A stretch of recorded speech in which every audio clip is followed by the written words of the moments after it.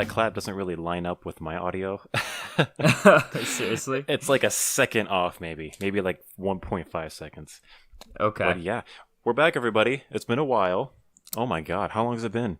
2 weeks, I think, at least. 2 weeks? What? I'm pretty sure, maybe even more, like 2.5. Okay, because I was back for that 1 week and I did an episode on your podcast. Yes. And we didn't record.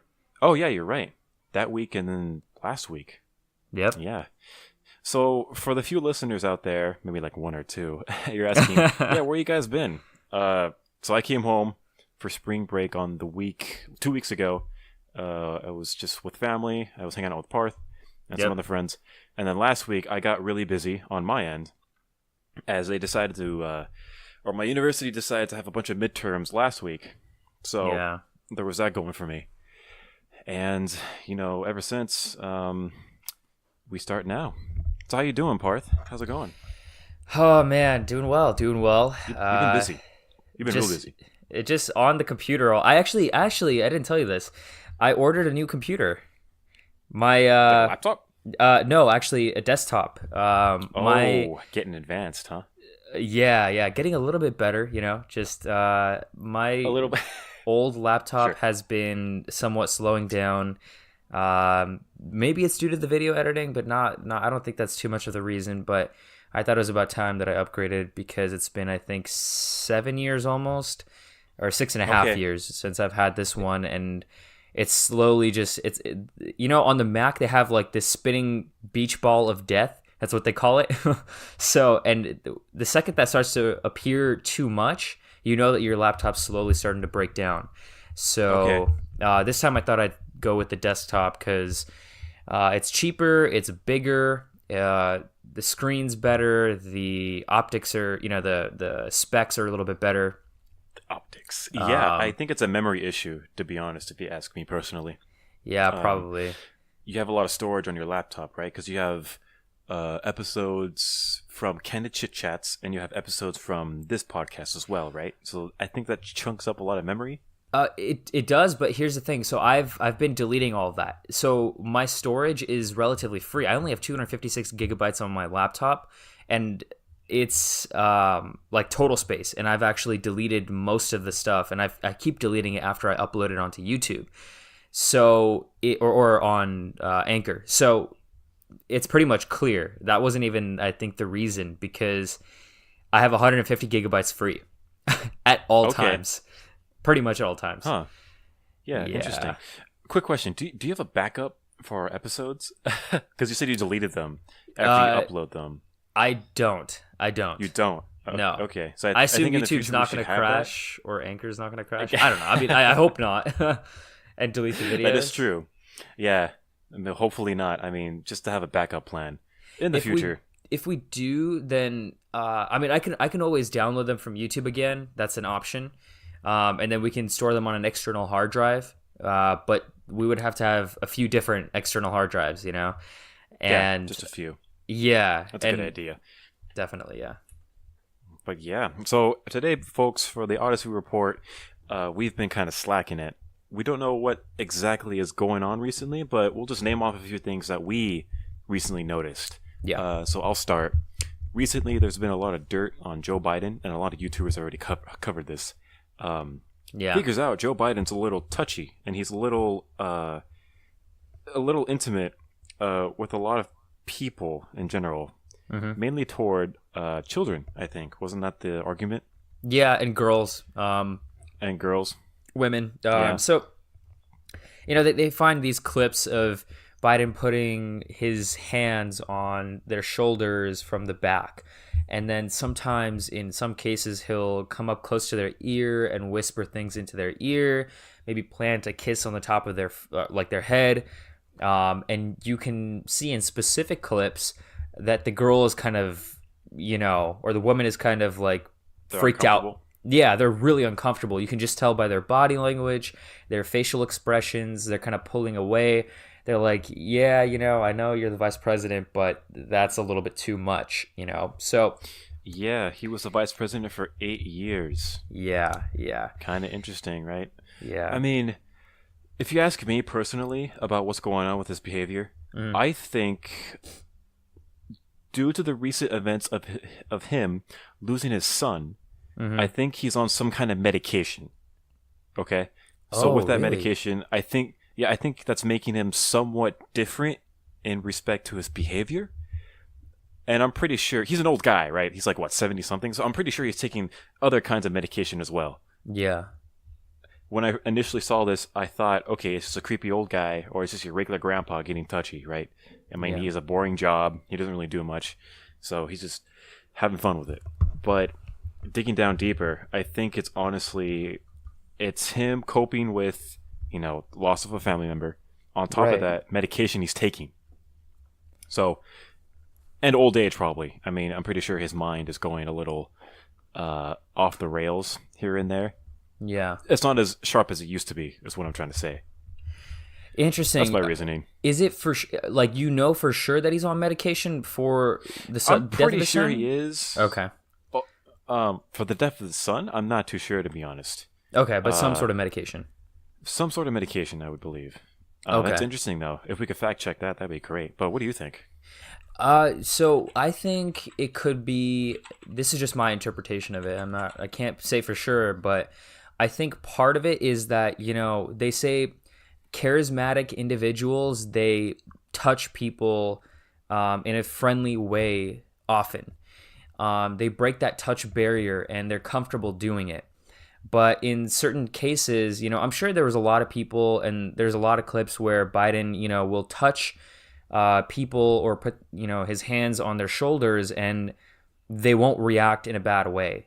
They'll be like, wow, this guy's like, it's kind of like a warmth kind of a thing, I mean, if he put his hands on my shoulders, I know he's not going to plant a kiss on my head for sure. I'm a guy, right? So, right. But if he put his hands on my shoulders from the back, it's almost kind of like endearing, It's like, hey, good job, man. Like, it's like a pat on the back, And I think it depends on the context, right? It depends on the gender of the person, assuming the gender. But besides that, you had to go there, didn't you? I just had to. You freaking idiot! No, I was kidding. Continue. So yeah, no, it's just I looked at it as a charismatic trait. Now, politics is a very dirty game, and if very dirty, you very want nasty to, plant dirt or bring to light the bad characteristics of your opponent, what you're going to do is you're going to twist and create a narrative out of whatever clips you can find, right? So, they'll exaggerate this touching, this one little thing to the max. And I think, part of that comes from the fact that Biden is running first or probably has the best shot of winning from the Democratic Party. So the Republicans are going to have to target him big time, I don't think they're going to have to work too much on Sanders because they'll just call him a socialist and people will be afraid of him. So, But when it comes to Biden, like the guy is running the best in the polls, that sort of thing, and people are expecting him to go up against Trump in the final round. So they're going to have to start pulling dirt on him some way or, out of nowhere. So in my opinion, it's a tactic. Yeah, it's a tactic, right? Like I think it's just a charismatic trait that he's trying to portray and give across, but I mean, they're going to misinterpret that, because they found a couple clips of uncomfortable girls. A couple of weird clips, right? And it's the way they portray it on YouTube itself, it's very disturbing. Like they have every cinematic trick in the book. It's music, dark lighting, music. It's like zooms in on the touching, and it's know. like so precise, right? It's kind of funny. It's like, okay, we know what you're doing. Yeah. The timing of these videos, we all know what's going on. Mm-hmm. No surprise how they're pulling up this dirt now, because it's so timing's everything when it comes to politics, and it's so evident that that's the case. Especially when it comes to the primaries or before the primaries. Are we at the primaries? I think the primaries will start this summertime or early fall. Perfect timing, yeah. So yeah. The debates weird. and everything. The debates and everything. Jeez. It's going to be kind of interesting this time around. There's going to be a lot more people involved politically, a lot more young people. Mm-hmm. Who knows what's going to happen? But if I had to guess, you would bet on Trump. I'm gonna place my bet on Trump, but I'm not gonna say that my bet is going to stay on Trump for sure, because it could change. I think it depends on how the debates really go and how the election goes. But if, as of right now, I had to place a bet, it would be on Trump. Yeah, reasonable. Because it's the way he won the previous election. We talked about this many, many, many times. And, it's like a genius at work of how he just played everybody, the media and the Democrats, and the Republicans. So is he going to pull the same stunts? Who knows? Unless Biden's been really studying him for the past, 4 years and really developing strategies to combat that, I don't think he's gonna. He has to, right? Like, if he's realistically going to be up against Trump, the guy has to study him, And it's funny because a few years ago or a couple years ago, Biden said something about Trump about how he would, if they were in school together, he would take him to the back of the schoolyard or something and beat the shit out of him. And then Trump responds with like, "You shouldn't threaten people, Biden. We all know who would have really won," or something like that. It's just some trash talking, Like, it's like entertaining, I guess, if politicians do it. But and that's how you get attention, right? The media wants to focus on them. It's like, look at these guys shit talking each other, like they're politicians, yet they're playing dirty or whatever. But as the media puts focus and attention on them, they just get more points. Yeah, that's a good point, because what comes to mind when I think of that is late talk show shows in general. So you have, Stephen Colbert on the Tonight Show. No, on the Late Show. The Tonight Show is Jimmy Fallon. Yeah. And there's Jimmy Kimmel, James Corden, and there's Conan. All of these shows, these late night shows, they love just amplifying politic issues and politic drama. Mm-hmm. And I would know because I used to watch a lot of that back before the previous election. It was just a habit I had of just watching these shows because they were funny. They had, a lot of stars on. They had celebrities that you could, get excited for when they actually talk to the host. And the host is very charismatic. It's very charming. It's it's basically just a comedy show nowadays. Yeah. But a lot of people, honestly, they look to those shows for political advice, for political confirmation. Yeah. That's a scary thought. I know sad. You don't have that experience, do you? No, I don't really watch them. Because you don't watch those shows. Yeah. I've seen, actually, recently I saw a clip, and it was a famous clip of, do you know who Sam Harris is? Yep. So Sam Harris, it was some clip of him talking about Islam and how it's not necessarily the most liberal religion. And then yet the irony of that is that the left will say things like, "Oh, you're Islamophobic for saying that." But then there's literally been accountances of, like gay people being stoned to death and women's rights being oppressed in certain Muslim countries where they practice something called Sharia law. And just so Sam Harris was talking about this on, I think it was with, what's the guy who's the Democrat with the long white hair, white dude on the show? I think it was not Jimmy Fallon, not even Jimmy Kimmel, actually. He has his own show, his own late night show? He has his own show, but I forgot his name.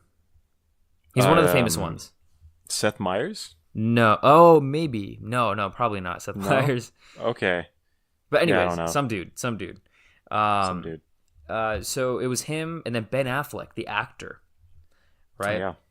So Ben Affleck and then like two other random guys versus Sam Harris and the host of the show, I forgot his name. So they were talking about Islamophobia and everything, right? And Ben Affleck is a hard liberal.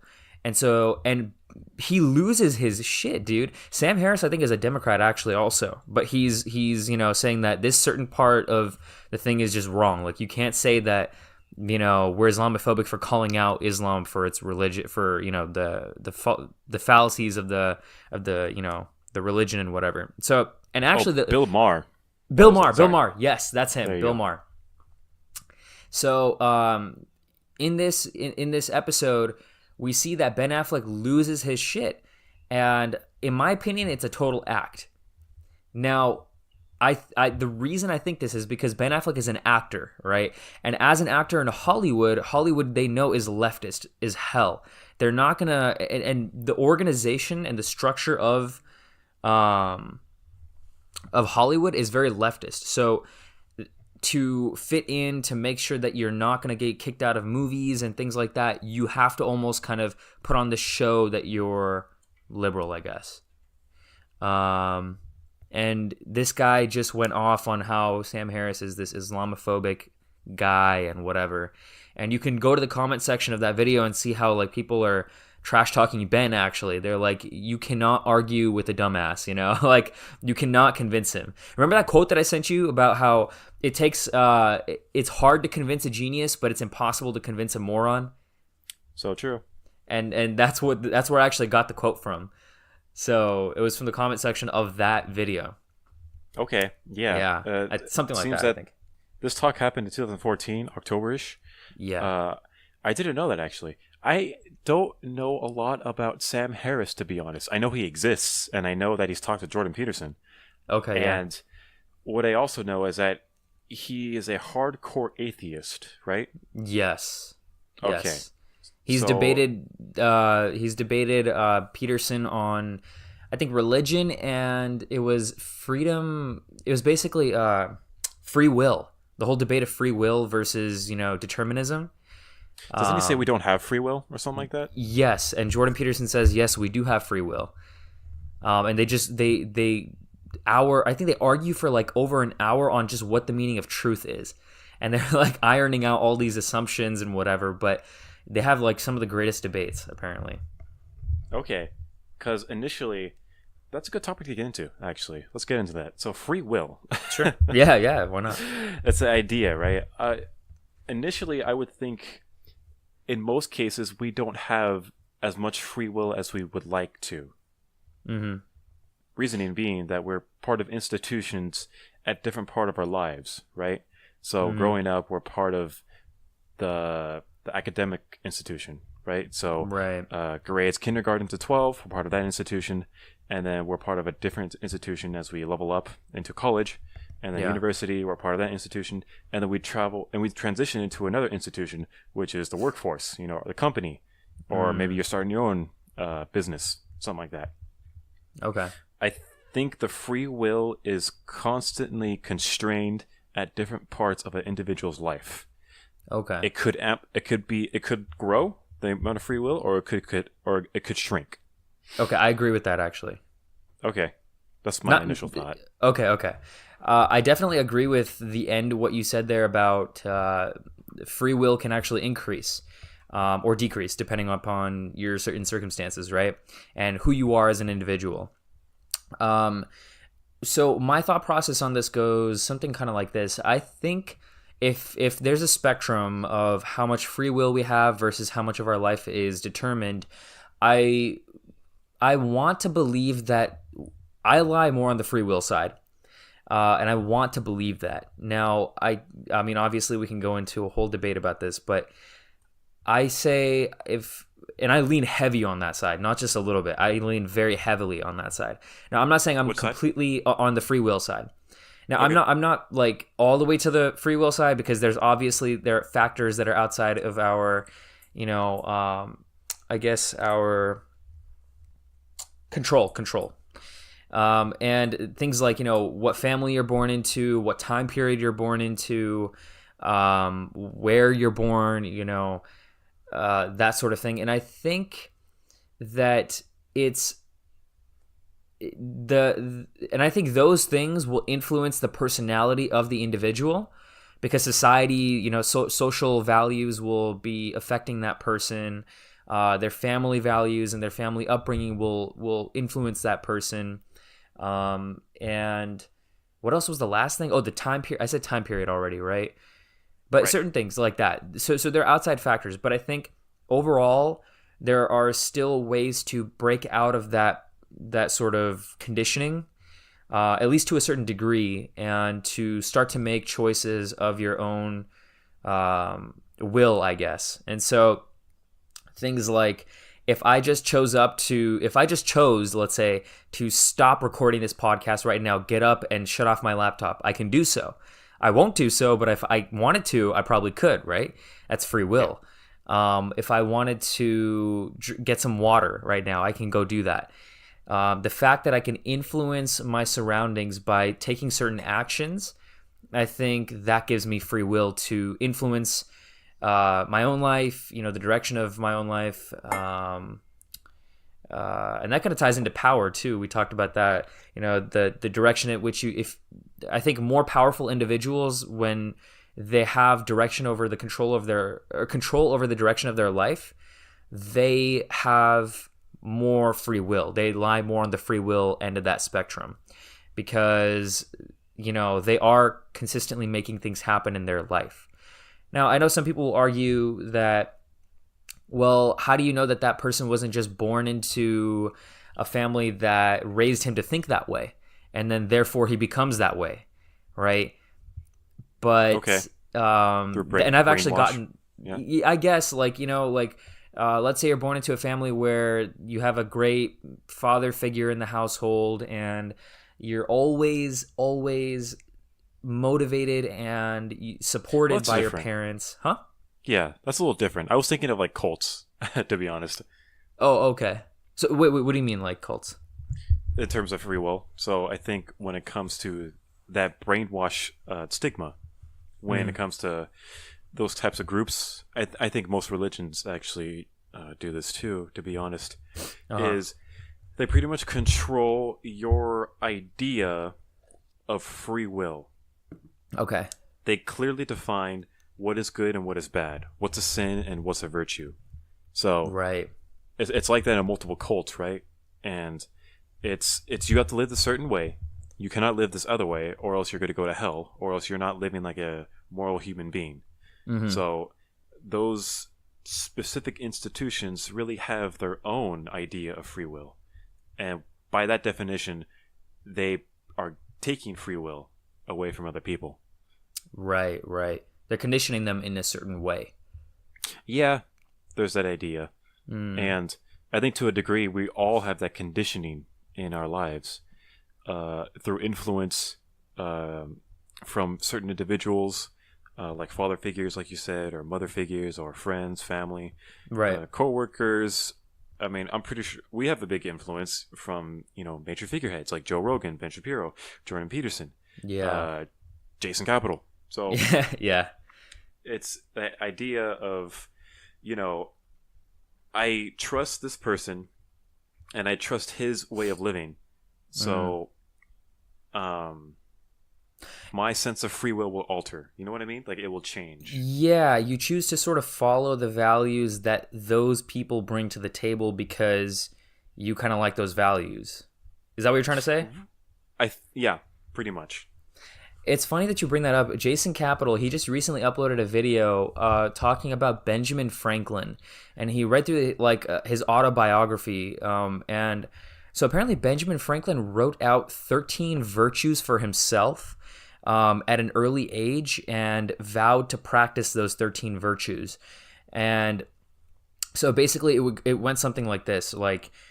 He didn't like the fact that virtues were being thrown at him left and right, and he didn't know how to live his life, and he wanted to choose the way he lived his own life and the values and at which he was going to live his life by, I guess. And so he wanted to execute on certain things that were just important to him, and he created a schedule for himself where every single day he would practice one of those virtues and make sure to check it off his schedule.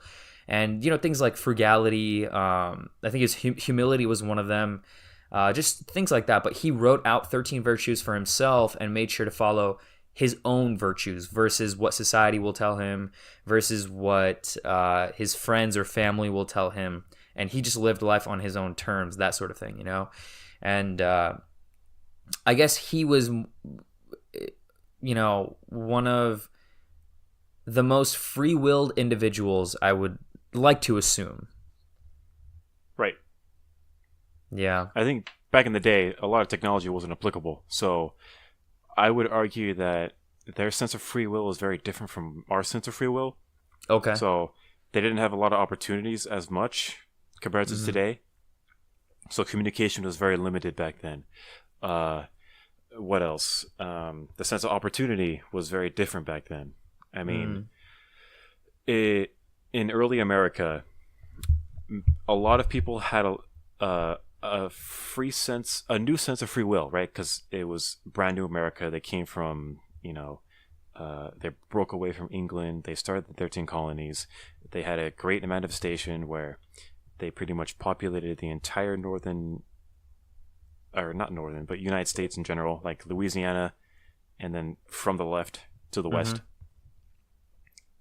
Right. That's a different sense of, that was their free will, essentially, right? Right. So you're saying the time period affects that? Yeah. So essentially agreeing with your argument, the time period does affect. Right. Yeah. That's interesting. Yeah. Yeah. I mean, going to today's life, contemporary, present day. Yeah. Compared to ourselves, do you think you have a lot of free will? I like to think so. I know that I have more free will now than I used to, let's say, just 2-3 years ago, and even more, and 2 or 3 years ago, and beyond that. So, I would say yeah, and I think my free will is increasing as time goes by, mainly because I feel like I'm seeing more of this code in the matrix, so to speak, of society and the values that it sort of forces upon you in a very subtle way, sometimes not so subtle, but okay, in a subtle way. And beyond that, I think, and maybe it's just the way that I was raised, I don't know, that's just what it is, but I feel like there are a lot of opportunities for me. There are solutions everywhere to all of the problems that I have, and I go looking for those solutions. And I think that stems from the base. The foundation is that I think I have free will to control the direction of my life wherever I want to go, or however I want things to sort of turn out. Now, I can't say I have 100% free will, because I don't think that's true for anyone. But I would say I feel, particularly recently, that I have more free will than I thought I did. What about you? Okay. Yeah, that's interesting.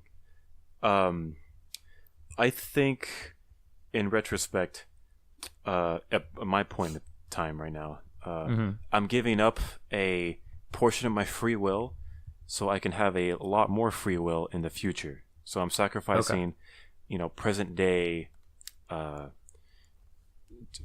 free wills, essentially, to pretty much build for the future. What do I mean by this? Like short-term pleasure? Pretty much, yeah. So, I'm very locked in on getting my degree, and sacrificing a lot of weekends and sacrificing a lot of other potential opportunities, I guess, that I don't know that have existed yet. I'm pretty much looking toward the future so that when I get my degree and when I get a stable job, I'll be able to do a lot more with myself, because I'll be financially stable, I'll be disciplined, and at the same time, I'll have more time. Yeah. In some aspects of my life. But in terms of free will, right now, I would say, yeah, I do definitely have a lot more free will than I do now than when I was back home. And I think ultimately, when it comes to family, and everyone can relate to this, your sense of free will is somewhat restricted. When you're at home? When you're at home. Right, and I think because you have family to live with, and you have family to deal with, and not only that, you're doing things. Maybe most people are working, and it's a lot of constraint that they they didn't put themselves in there. It's just what kind of happened. You know what I mean? Like, oh, I had to get a job, or I had to support the family, or I had to do this, I had to do that. And a lot of people are in that mentality where they're going day by day by saying, oh, I have to do this. This is my routine. I got to do this. And people tend to get locked in this systematic routine from day-to-day life, living paycheck to paycheck. Or even most college students, they're waiting for the next test. They're waiting for the next test. They're waiting for the end of the semester. Okay, one semester down. Let's go to the next semester. And that kind of mentality, it's is it free will? That's interesting. I'm not too sure. I think because they kind of lock themselves in a routine. Because I've pretty much, I've done that before. Where like I'm locked in a routine, and I don't take, I don't really diverge from that routine. Sometimes. Okay. Kind of like locked in. Do the same thing like every day. Go to the gym in the morning. Come home. Go to class. Come home. Eat. Clean. It's kind of like a robotic sense of feeling. But so the question I think becomes, do you choose to do that? I think yeah. Ultimately, I choose to do that, and then my body automatically became accustomed to this type of routine, this type of choice. Okay. And I think most people are malleable in that sense, where they can put themselves in a routine-based habit, day-to-day life or routine, that they constrain themselves toward a goal, which is a good thing. They orient themselves, and at the same time, they're kind of brushing off other opportunities or other free will choices to the side. Yeah. I think that is what most people do throughout their life. So they focus on certain things at certain points of their life. So let's take you for example.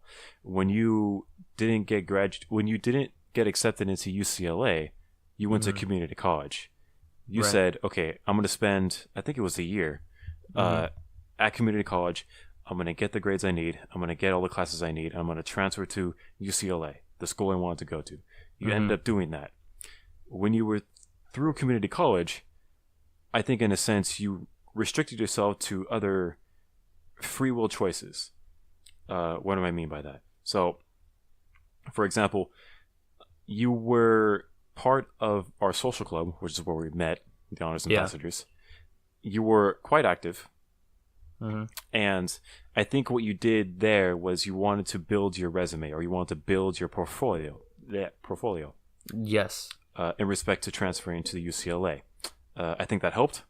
But you stuck with Honors Ambassadors. For the most part, you didn't go with others. You didn't go with other clubs. I did, but I didn't like those other clubs. I went with a club, AFM, remember? Yeah. I was going to make that connection. Oh, okay. So you decided to stick with the Honors Ambassadors exclusively. Yeah.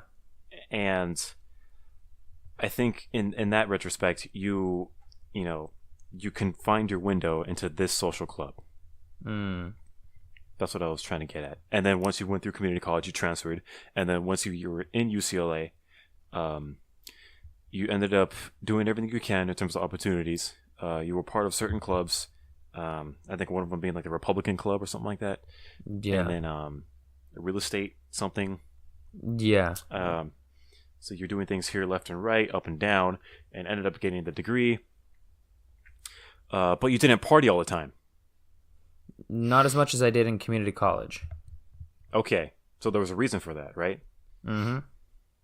So you gave up that sense of free will to pursue something else.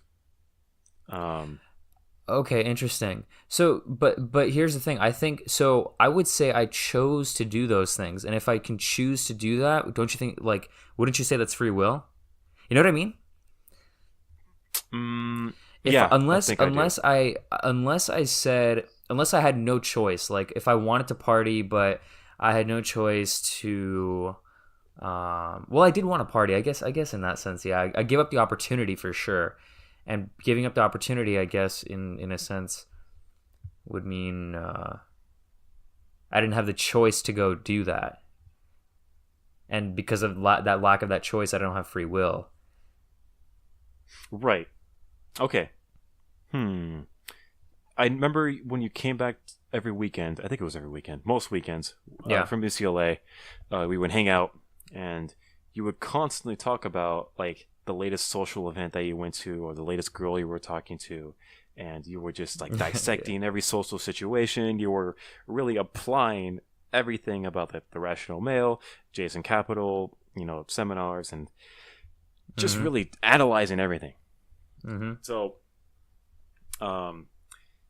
in that retrospect, you had the free will to do that, and you chose to do that with your time when you were over there. So you became social, and you wanted to know the ins and outs of game, and communicating in respect to social dynamics and how things actually work when it comes to things like that, the dynamics between like a male and a female in that retrospect. Where was I going with this? Free will. You chose to do that. Yeah. Right? I don't know. I'm not you. I don't really know the reason entirely why. But you chose to do it. That's the main point. And during that time, you didn't choose to do anything else. Like you didn't choose to any other thing you didn't do. Essentially, what I'm trying to say. Opportunity cost, right? Like I gave up all the other opportunities that I could have pursued, I guess. Right. So during that time, you prioritized. So what does that mean? The free will in respect to that. I think you confined your free will, like you constrained it in a way. Okay. Maybe. Interesting. Yes, no.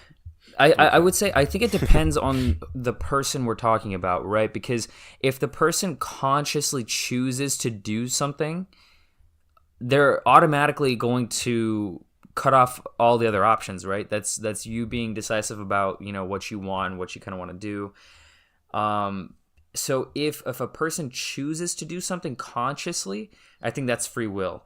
If a person has to do something and they do it unconsciously, if they don't really think about why are they really doing this? What is their outcome? What is the outcome that they're seeking? What are they seeking to learn or sort of make a reality? What skills are they trying to acquire?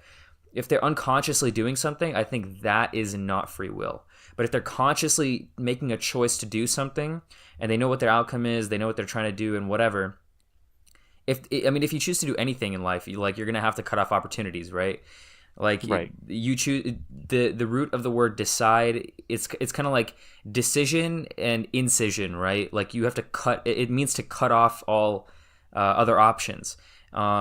People think decide means to choose something. It actually means to cut off other options. So if I choose consciously to do something, if I wanted to do that, then I would say I have free will. But if I didn't want to do that, or if I'm not consciously choosing to do that, whatever I'm doing, I think that shows that I don't have free will. You see what I'm saying? Yeah, I see what you're saying. It's interesting because I think, I just thought of this now. People who are addicted to substances or just have addictions in general, would you say they have the free will? I would say they have the ability to have free will, but currently it's very difficult to put into practice because at the point at which they have the addiction and they can't control that addiction, they don't have free will because their brain, the chemicals, I guess, are just they're not allowing you to, I guess, to really make a proper decision or the right decision. But I think they do have the ability to turn that around slowly but surely. And it takes time. It takes the proper methods. It takes proper conditioning. It takes proper, work and effort to create new habit patterns in your brain. But over time, I think you can change that bad habit or that addiction and get rid of it. But as a result of you changing that bad habit or cutting off those bad habits, I think you do have free will. But at the current moment, you may not have as much free will because you're not in control. You don't consciously make the decision that you actually want to, engage in your addiction and know that you can stop at any point that you want. You don't have that power. You just go through it, It's like, let's say people who do drugs or alcohol, they drink alcohol. If they can't stop their drinking, if, they don't consciously decide like I'm gonna have 3 drinks and that's it, and they actually stick through that, they have free will. If they can't, if they lose control over it, it's like you have less free will, in my opinion. Yeah, it's that's a complicated subject when it comes to addiction because their free will. I think most people don't realize that they have that free will. So when it comes to the addiction itself, that self-destructive behavior is such a habit that their body ultimately takes over. And I can't really relate because I've never had an alcohol addiction or a drug addiction. Yeah. But it's a very picky topic. It's a very controversial issue. Yeah. Because what's the cure? Is it rehab? Do we criminalize these people? It's kind of a debate still. When I think about addiction and the whole controversial issue about it, I think a lot of people. So it's basically the two camps are. Some people think like, dude, whatever addiction that these people have fallen into, it's completely their fault. That's one side of the camp. That's one camp of thinkers, right? The other side thinks, no, you can't say that it's completely their fault. Their environment may have, induced them. Their condition may have sort of propelled them to engage in drug, consumption or whatever. And once they start, it's nearly impossible to stop because your brain gets addicted to all the increased dopamine levels and that sort of thing, right? So I think there's those are the two camps. One says one is more deterministic, another one's a little bit more free will, saying that you have more control over that. So whose fault is it really, right? I would say I still lie on the side of more of the free will thinkers, because I think there are certain steps that the person can take to get rid of that addiction. It's not going to happen overnight, and you have to be realistic about it and pragmatic about it, but I think you can do it. And there's a lot of solutions, right? Like if you were taking a realistic route to that, you can do it. Getting rid of a bad habit, it's been done. There's steps you can take, essentially. Yeah, and it's kind of a sad topic to talk about when it comes to addiction. It's where was I going with this? People who are addicted, generally, would you say that they put themselves in the situation? Like they had the free will in the beginning to engage or not continue. Engage? Yeah, pretty much, right? So it's that initial, that first puff or that first drink, right? It's like, if you didn't do that, then you wouldn't be here. So I think yes and no. I think it depends on the situation, really, and the person. Right. But overall, if you asked me, I definitely would say yes. For the most part, yes. There are certain cases where maybe they didn't have too much of a choice, but I'd say at the end of the day, yes, it was still your choice. Regardless of the environment, regardless of, whatever it is, peer pressure, this or that. I guess, by human nature, we are kind of, propelled to fit into a group. It was Law 14 of Human Nature. I mean, in Robert Greene's book, right? Like you have to resist. Yeah, you have to resist the pull of the group, right? Because it's natural for you to want to fit into a group, and you'll go to certain lengths to fit in. And that may include, snorting cocaine or drinking alcohol or whatever it is. But now I think the point at which it becomes dangerous is you have to think ahead into the future. You have to ask yourself, do I really have self-control over, myself? can I really stop drinking? Can I really, if I really wanted to, can I get rid of this addiction? And I would say, yes, people do have the choice, because people at the end of the day choose what kind of person they want to be, Their self-image is ultimately determined by them. Now, there are factors that will influence that on the outside, but strong-willed individuals typically will be able to resist that influence and make decisions for themselves. And I hate to put it that way, but, I think more of the weak-willed people will fall into the whole group dynamic without wanting to. Like, they get peer pressured very easily. I think social media is a great example of that, or a great manifestation of that type of idea. Yeah. So you were saying like the weak-willed and the people who are easily influenced. I would argue that 95%, or maybe 80 to be generous, 80% of individuals on social media are that kind of individual exactly, where they have this sense of FOMO, right? And they have this sense of, wanting to fit in, and they have this sense of, being easily influenced. So they're constantly on social media. They're constantly trying to stay relevant. And that kind of mindset, it's a sense of loss of free will. You know what I mean? Mm-hmm. Mm-hmm. If they're examples, I think. I mean, I'm not going to give examples, but I'm sure people, even the listeners, can think of someone when they scroll through social media, when they find certain individuals who will post on the daily, selfies or the daily, pictures, or like every other day will post just pictures of themselves, and they're always either scrolling through social media when they don't even want to be, against their conscious will. If you are consciously making the decision to go on social media and scroll through, that's fine. Like, you made that decision. But the point at which I think, at least in my opinion, it doesn't become fine is where you're unconscious about it. Like, you wake up in the morning and you just, without thinking, you grab your phone. It's a habit. The first thing you click is like Instagram or Facebook. And you're scrolling through that aimlessly without really even thinking about it. It's just like a habit. And I think that's where it's dangerous, because you're unconscious about the influence it has over you. But I think the people who either can stay away from it or use it to their advantage consciously, that is where you want to be, Right. That's just my opinion on it, at least. But they had the free will to do that. So they decided that they had this freedom to engage in the social media itself.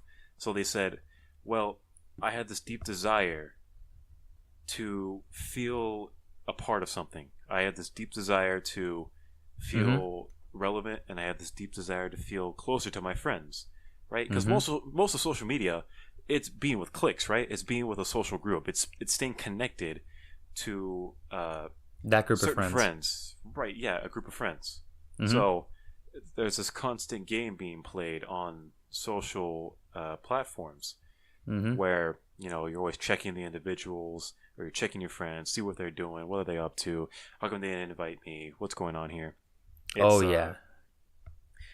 It's everyone becomes a spy. Everyone can become their own spy. Everyone can become their own PR agent on Instagram, right? So you have all the models, you have all the teens who are trying to strive and get all the fame.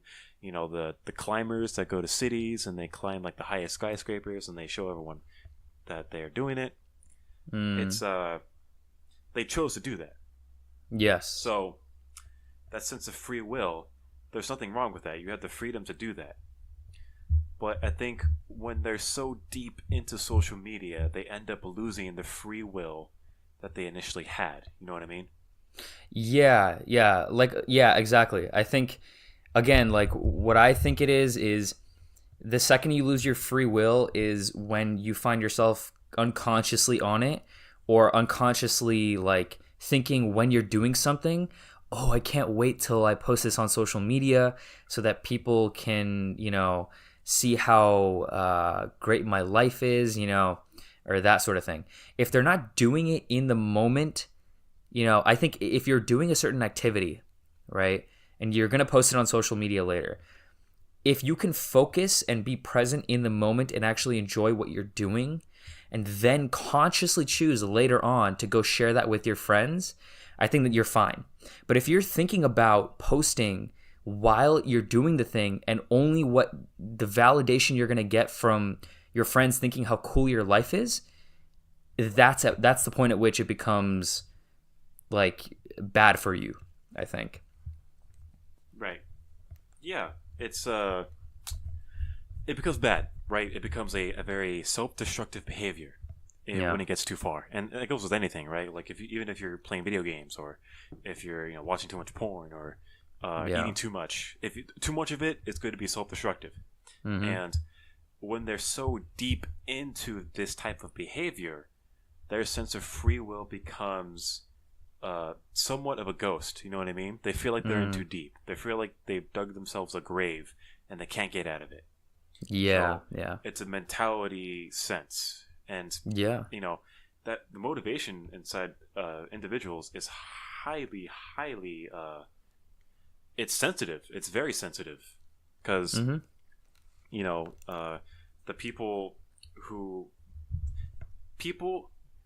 what people should fear the most is themselves. Because when it comes to initial thoughts and mentality, it's really about motivation and self-discipline. And there's a lot of people out there, especially on social media, that are very weak-willed, and they're very scared of themselves. You know what I mean? Like they wake up, or they check their posts and like, oh, why didn't it get a lot of likes? Oh, I'm stupid. I did something wrong. Like I'm not doing that. I'm comparing myself to this other person. I'm not as good as them. Yeah. Yeah. That comparison, it just automatically starts, and then it's kind of like you lose control because it's something external that is validating you. And if that validation does not come, oh, wow, you're in for some deep trouble, man. Like, it's so interesting how the validation needs to come, right? Yeah. It's like it's water. It's like you need it daily. And most people's social media, they need that. Mm-hmm. I mean, even people who are off social media need it too. Yeah, okay. You were going to say? Yeah, I would argue that I think to a certain degree, if, again, it goes back to the whole conscious or unconscious thing, my argument would be that you should definitely check the feedback that you're getting. Now, I think there's a fine line between validation and feedback. And I've thought about this before. I'm like, okay, at what point does, the reactions of others, at what point is it feedback versus validation? Or pointless validation, let's put it that way. Because let's say you post something, let's say about politics, okay? And you get a really shitty reaction, and all of a sudden, you're out of all the social circles, your whole, your thing is whatever, okay? Yeah. Actually, that's a bad example. Okay. Yeah, let's backtrack for a second. What I'm trying to say is that if 99% of people, let's say, are not going to go along with your ideas, let's say you're a politician, okay? And your goal is to reach the governorship of, I don't know, Vermont. And the population of Vermont is giving you feedback on your ideas and your political ideology. 99% of them don't agree with you, okay? Now the politician can say like, well, I have my own ideas and I'm going to stick to my own ideas because, I don't seek validation from others. But you're also forgetting that is feedback that you need to take into consideration. You see what I'm saying? So I think it depends on the context again, and there's a fine line, right, like between feedback and validation again. But I think if you are, again, consciously analyzing it and you know that you're not going to fall into the validation portion of it, it's good to get feedback from your audience, especially from people that you trust, like close friends or family members that will give you honest feedback about, what you're trying to pursue or whatever it is. You know what I mean? So again, I think that's where I stand on that. Interesting, yeah. Because I think, to a degree, can you think of times in your life where you need that validation? Like maybe through your YouTube videos. Like the validation is through the views, through the subscribers, and through the likes. Yeah. For you, you need validation in respect to, well, I don't know per se, but I'm just saying that you need it to a degree, right? I mean, yeah. I consider that feedback because, I mean, it depends on who you're talking about, right? Like if you're talking about the general market, okay. Actually, here, I'll give you an example. I saw on Facebook a few days ago this guy that I knew from UCLA. He was the president of this club called the Bruin Entrepreneurs. And he's actually starting a YouTube channel, okay? And it's all about entrepreneurship and that sort of thing. And tech startups, that's his like whole passion, right? So he's starting a YouTube channel and he posted it on Facebook and he's like, hey, you know, I've been watching YouTube videos for a while, blah, blah, blah, blah, blah, but I'm starting a YouTube channel. Go like, comment, and subscribe on my videos and whatever. And he posted one video, right? One introduction video that was like a minute long, that had no good editing, that had like just basic, it was just a very basic introduction video to his channel. He had already 56 subscribers and 390 views on it. And it was mainly because, you know, his close friends and family supported him and everything, right? And what happens is, if you think about it logically, if you understand how YouTube works, the algorithm actually promotes videos on the suggested bar to put your video higher and higher on the suggested views if you have more people interacting with your videos. There's something called the watch time metric, right? So if people watch your videos from start to finish more, that means people are engaging with your videos more. And therefore, the YouTube algorithm will promote your video more, and it'll show up more on people's like suggested boxes and feed, right? And if people comment on it, if people subscribe to it, basic interaction with your videos, right? And I thought to myself, like, I just started my own YouTube channel recently, and I didn't post about it on social media, and I had, I think, 4 videos up at the point. And I thought, like, and I had at that point, I think 5 or 6 subscribers, right? And so I decided, I was like, dude, like, this guy, he has one video, it's not even that good, and he already got support from friends and family, which might give him a boost. And even if those people unsubscribe from him, then it won't matter because his video was already sort of more promoted than it would have been otherwise. So I was like, you know what, I'm going to do that also. So I posted it on Facebook and I posted it on Instagram, my most recent video. And I said, something similar. I was like, hey, I started a YouTube channel, go check it out. I just want to educate people on certain topics using, I don't know, just to get people thinking about certain topics. Now, here's the thing. I should not give a shit about the feedback that I get necessarily from these guys. I should care more about the feedback that I get from the world that is going to be watching those videos. Why? Because the people who I posted, like, so basically when I posted on my Facebook and Instagram, whether they like my videos or not is almost kind of irrelevant. What's more relevant is that they interact with those videos so that then the algorithm pushes it up. You see what I'm saying? Because they're not my market. They're not my demographic. I'm not necessarily targeting all of them. They were just the ones that I was geographically closest located to. Oh, these are the people I went to high school with. Maybe some of them I went to college with. Now, they don't necessarily think the same way that I do. They may not even necessarily like my videos, right? But I will promote this on my Instagram to help boost my videos up into the suggested box more so that when people do watch it, they can interact more with it, and then I will end up finding the right demographic out there in the world who actually wants to see my videos. So back to the whole validation and I guess validation versus feedback. That's what it was. Yep. I shouldn't care about the feedback that I get from, you know, Instagram and Facebook currently, because those people are just geographically located next to me. There's no relevant point at which they can give me feedback. That would just be me seeking validation. But if I throw this video out, let's say next week, and the market, the people who see this video, let's say it gets like 10,000 views, most of them, you know, dislike the video. I have to analyze it to the point of, okay, did I do something wrong here, or is it other people? Now, I typically like to think that it's me, and I'm getting feedback from the environment and I need to switch something up. I need to improve something because obviously something went wrong here. Either people don't like the videos or, I need to keep uploading before there's any sort of success. I think there's a lot of analysis that has to go into it. But feedback comes from your demographic, the actual people who want to see your videos and maybe will either like your videos or dislike your videos. But when it comes to people that are not relevant, you should not care about the feedback they give. Does that make sense? It does. Social media really does. The backbone of social media, it profits from self-doubt. You know what I mean? So what you were just describing is if you have a lot of dislikes, you initially think that it's yourself. So you have doubt in yourself that you provided a good video. Yes.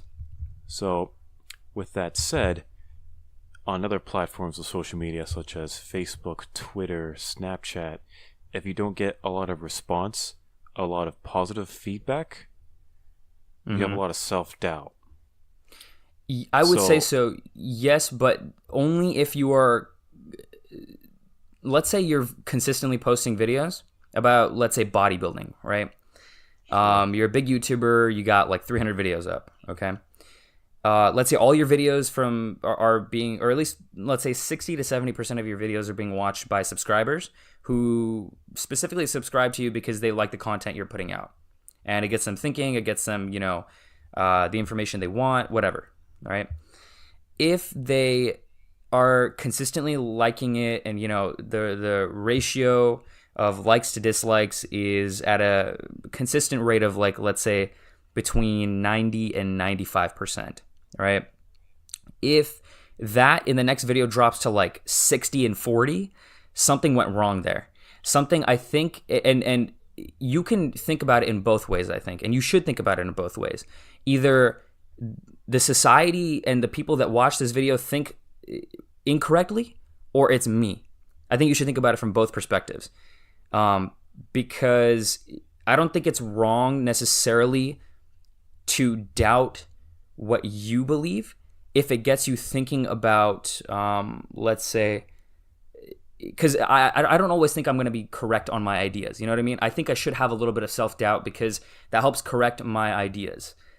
And I'm seeking the feedback from the market because this is what the market ideally wants to see.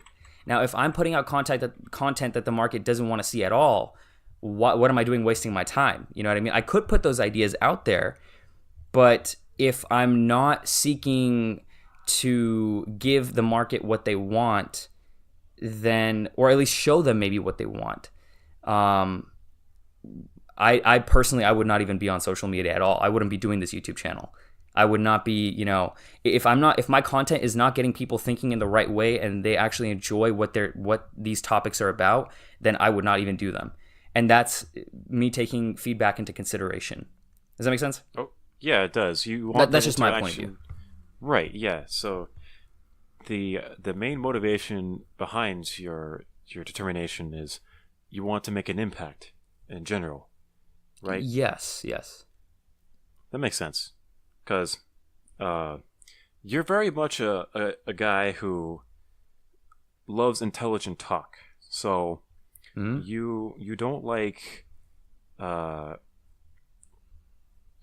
putting like a lot of less thought into different topics. So you're very much into analyzing. You're very much into discussing every end of a certain topic. Mm-hmm. Most people don't do that, and it's hard to find individuals who are even willing to listen. I know. Yeah. So you're trying to provide something that is going to be very difficult for people to get used to. You know what I mean?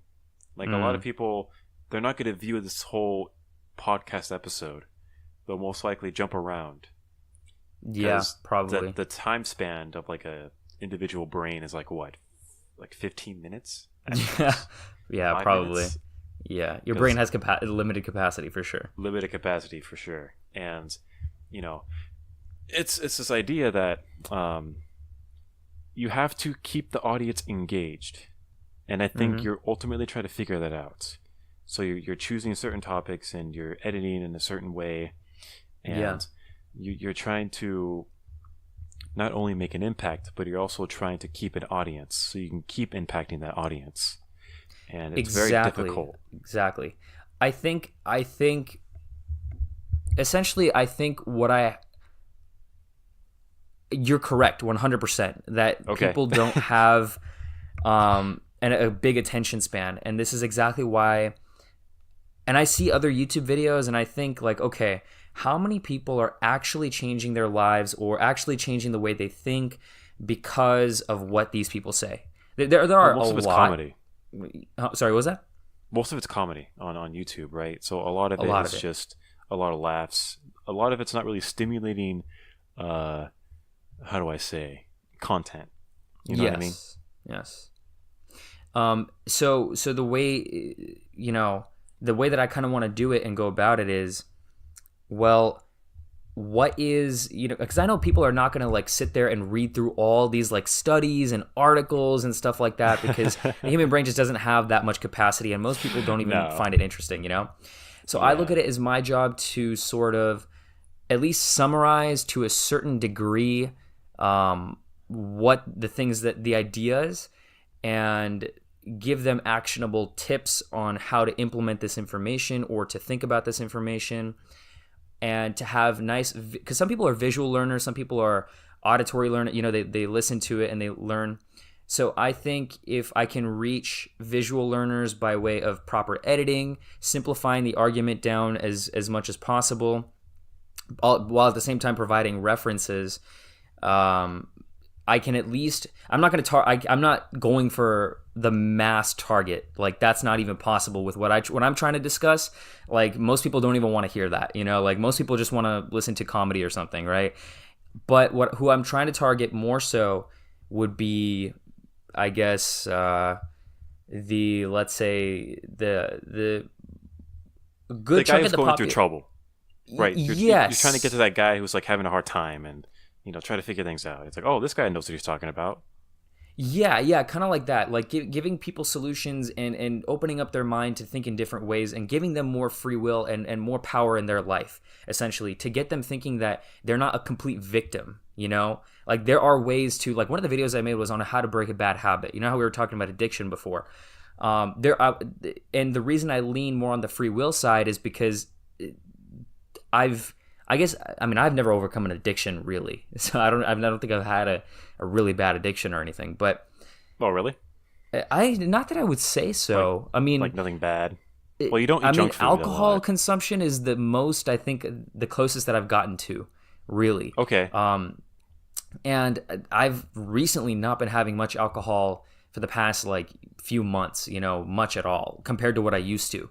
And I think a lot of that comes from just keeping myself busy with other things, thinking about the long term and sort of trying to see where I want to go in the long term and really put my brain and effort and mental energy into that and not into alcohol's like alcohol, a social thing for you. So it's kind of like reserved for that type of environment where you're with others and you're just drinking a lot. Oh, he's drinking a lot. Let's drink some more. And then, that sort of thing, I guess. Yeah. That makes sense. Yeah. That's interesting though, because you were just giving some humility there. You were like, I can't really relate to an addiction because I haven't really overcome that. I think, well, you've definitely gone through pain and you've gone through a sense of struggle. Yes. So, with that in mind, you have some experience in respect to, gaining self-discipline, staying motivated, staying determined, trying to orient yourself and, stay focused. Yeah. Because you graduated UCLA like really early, right? Yeah. So you have that going for you. Yeah. Okay, we've kind of gone off on a tangent here. Yeah. As we can get back on tangent. Let's get back on it. The tangent train. So it's a good thing that you're reviewing this type of motivation, this type of idea that you're going by, right? So trying to get an audience, trying to reach out to that individual who's having a hard time, who's suffering, who is going through some pain. He just wants to figure out what's going on. And you're very relatable in respect to young graduates out of college. Mm-hmm. You're still in that demographic, and you're still in that group of people where they freshly graduated college, and they're trying to figure things out. They're trying to stay busy, and ultimately, you're trying to be successful, and you're trying to reach your own idea of successful. So, and I'm pretty sure there's a lot more other demographics or group of people who are trying to figure that out as well. Yeah, it's what you did recently, like in the past couple months. You started two podcast shows, 3 YouTube channels, essentially. Two-ish. Wait, let me think about this. Hold on. Yeah, two. I'm pretty sure. Yeah, two. Yeah. Okay. 2 and 2. Right. Yeah. Because I remember when we first talked when you were out of college, you were on board with real estate and you were going to go that route. But yeah. It wasn't so much of a, I would argue, a challenging route, and it wasn't so much of a, how do I say? Interesting, basically. Yeah. No, I agree. So it wasn't going for you. It wasn't that attractive. Yeah. What else? It's the idea that, you had a sense of stability in the beginning, right? So you wanted to go for a stable job. You wanted to go for real estate. You wanted to own your own hotel. You wanted to go into, purchasing land and leasing and doing all these things. Exactly. But then you went kind of, 90 degrees. And you went this route. This sort of speaks to me more. This sort of gets me excited to wake up and do the work. You get what I'm saying? Real estate does not have the same sort of appeal to me. Real estate was just a thing I picked because it seemed like relatively like a good way to make a stable income while being somewhat entrepreneurial and that sort of thing, and not being too, I guess, risk-taking, But I don't know, this thing just... And also part of the reason is because ever since we started these podcasts, I've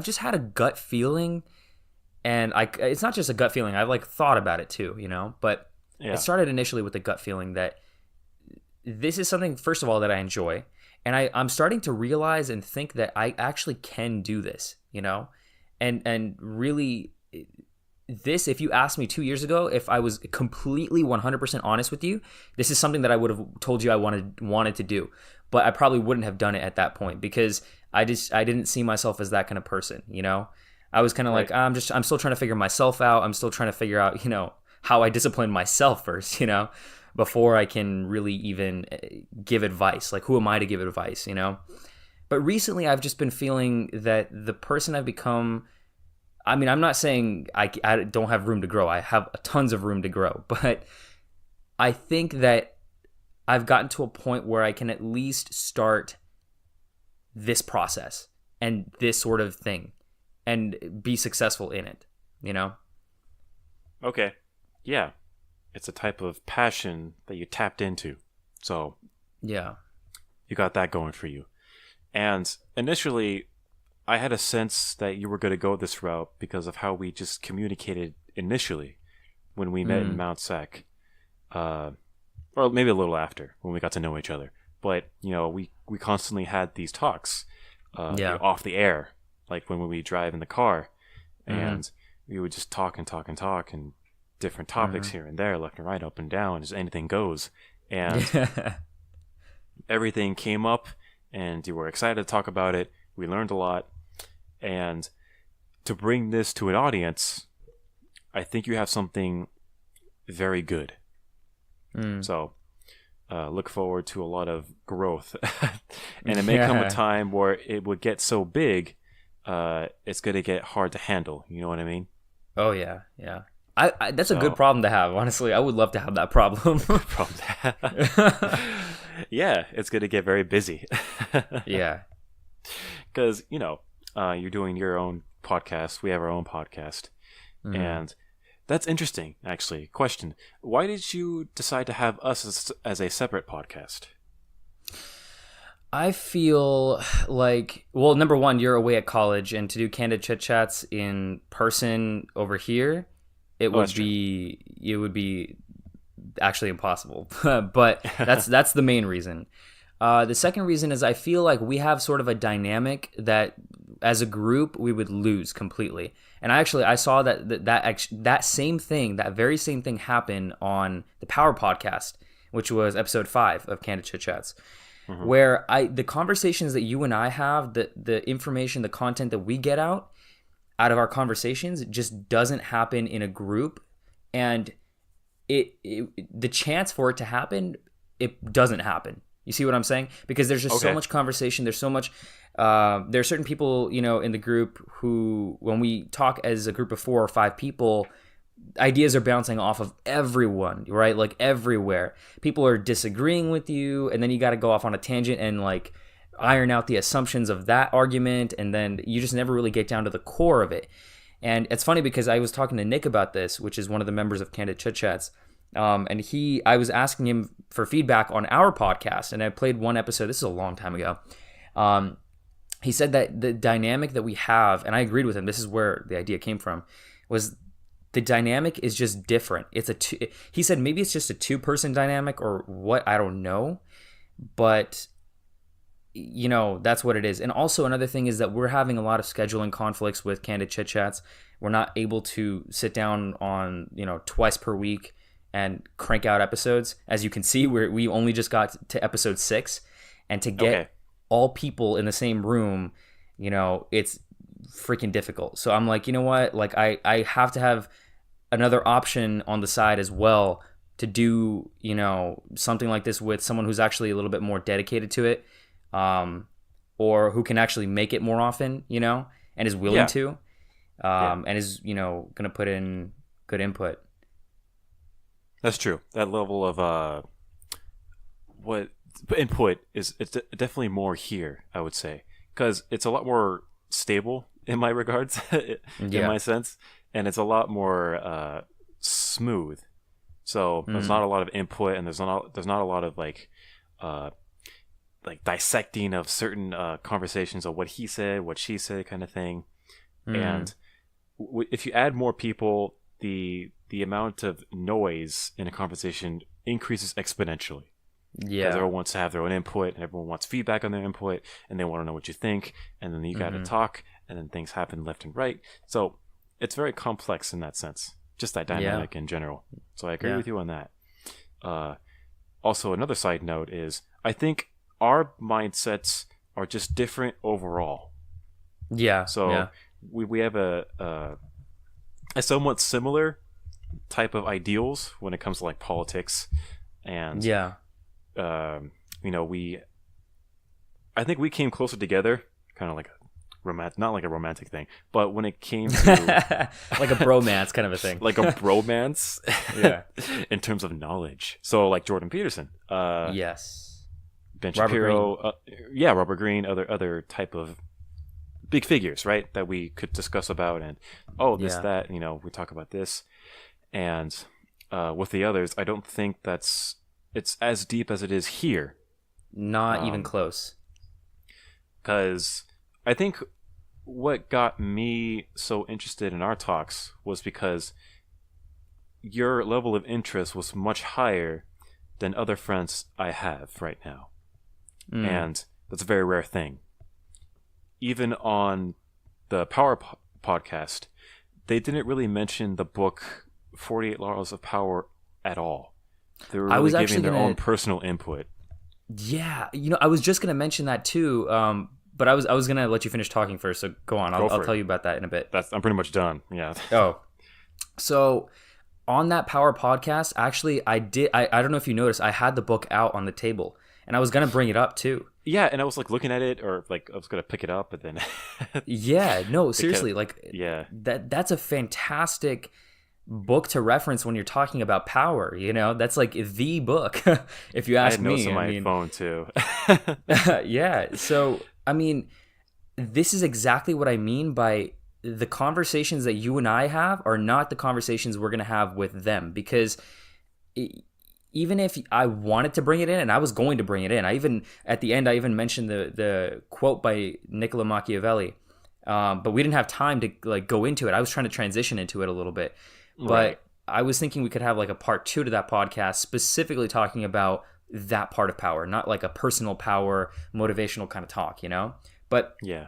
remember what I said about how if I say something, there's people in the group that are going to disagree and agree, and then we all have to like go into that road, right? We go off on tangents, but we never really get to the core of it, or we never really, at least in that particular episode, got to the core of it, which I think was that book, or at least I wanted to say was that book. But I feel like in a 2-person dynamic, we would have more time to talk about it and more interest to talk about it, as well as if we agree on the assumptions, we can actually get a lot deeper in our analysis. Because if in the other episode, there's a lot of disagreement, and I mean in the other podcast, there's so much disagreement. We have a guy who's like a postmodernist in the group, Julio, who kind of just like will disagree with a lot, if not almost everything you say, right? To sort of play devil's advocate. And when he does that, we have to really go a separate route to iron out the assumptions, but we never get deeper in our analysis because of that. But with you and I, we agree on certain things like politics or power or whatever it is. And because we have that base of agreement, we can go deeper into our analysis because our assumptions are the same. Yeah, it's that level of I guess background in respect to each individual is different, and in a dynamic and candid chit chats, the level of conversation is very shifty. You know what I mean? Because there's so much personal input, and there's so much disagreement. Part of that makes a good conversation, in my opinion, because it kind of forces you to listen, Play devil's and it advocate. forces you to battle the idea itself. Yes. Yeah. In a Forces situation, you to get clear. Yeah, exactly. So in a situation like this, there's a lot of agreement, so we can actually go deeper into the topics at hand. But in a dynamic such as Candid Chit Chats, there's a lot of stagnations, and there's a lot of obstacles in respect to the conversation and to the flow of the ideas at hand. Yeah. Because we like start off with one idea, and I noticed this during the podcast. I remember we started with like one idea, and this other guy brings in this other idea. Then we got to talk about that idea. Oh, what about this other idea that I brought up? Well, that's forgotten. Let's talk about that idea. And then Julio brought in a different idea, and then it stacks and stacks and stacks. And we try to like get into everything, and then personal input comes into play too. So yes, it's a different dynamic in respect to more people being involved in the conversation, and it's I think it's a good idea that you decided to keep our podcast, and that podcast. I did enjoy it though when I was a guest on the Power episode. I liked it. Yeah, I really did. Sparks a different type of conversation. It did. It honestly did, and it definitely was a lot of personalities in that kind of conversation too, and that's good as well. So I think it's safe to say that we have a good idea of what our personalities are like. Like I know yours, you know mine, and when I was a guest on Candid Chit Chats, I didn't have a good personality read on Paul and Julio because I just met Paul and I haven't seen Julio in a long time. So I was really being limiting in my speech. I was very what's the word? Not comfortable. Well, I was comfortable. It was just I couldn't say certain things because I wouldn't know how they would react, and I wanted to keep the flow of conversation and the level of a chaoticness to a low. No, that's understandable. Yeah, and I guess it's just I barely met them, or I barely re-met them, and it's just that kind of dynamic that was present at the time. But going back to our conversation right now, we talked about free will, we talked about social media, addictions, validations, feedback, and now we're talking about different dynamics in terms of conversations.